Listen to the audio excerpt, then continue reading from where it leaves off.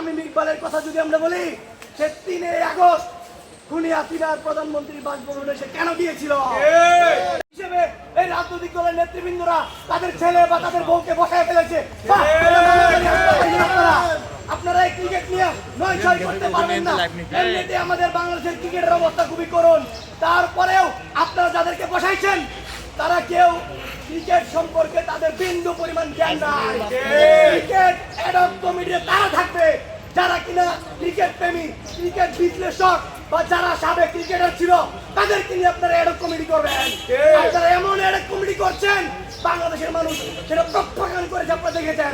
আমরা আমাদের জায়গা থেকে প্রত্যাখ্যান করলাম। আপনাদেরকে আবারও বলি, বাংলাদেশের 53টি উপজেলায় 53টি জেলায় আমরা দেখছি আপনারা প্রশাসক নিয়োগ দিয়েছেন এককভাবে, ভাই বারাদার কোরআন হিসেবে নিয়োগ দিয়েছেন।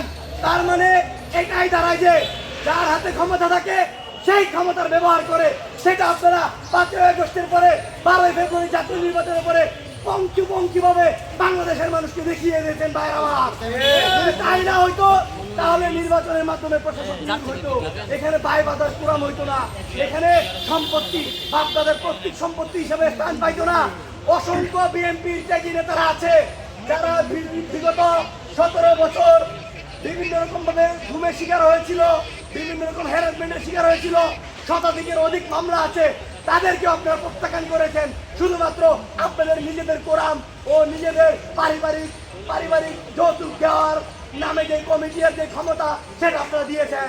প্রিয় ভাইয়ের আমার, আমরা বলতে চাই এই তামিম ইকবালের কথা যদি আমরা বলি, সে 3 আগস্ট খুনি হাসিনার প্রধানমন্ত্রী বাসভবনে সে কেন গিয়েছিল?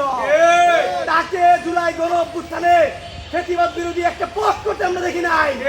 আপনার তার আইডিতে যান, তার আইডিতে কোনো ফেসবুকে পোস্ট আছে কিনা? জুলাই গণ অভ্যুত্থানে আমাদের সারা বাংলাদেশে প্রায় 20,000 অধিক ভাই শহীদ হয়েছে, 30,000 অধিক ভাই আহত হয়েছে, কারো হাত নাই, কারো পা নাই, কারো চোখ নাই, যারা পঙ্গুত্ব বরণ করছে তাদের দিকে তাকিয়ে এই তামিম ইকবাল একটা পোস্ট দেয় নাই। যে কিনা বাংলাদেশের মানুষকে ভালোবাসে না, সে কিভাবে এই ক্রিকেটকে ভালোবাসবে?